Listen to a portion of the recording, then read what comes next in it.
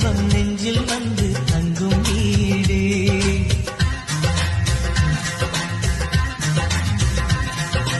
ஆனந்தம் ஆனந்தம் பொங்கும் வீடு.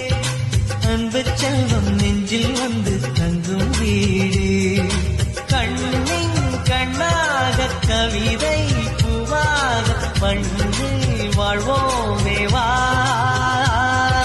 வாழ்வில் எல்லோரும் நேசம் கொண்டாடி வாழ்வோம் எப்போதும் வா.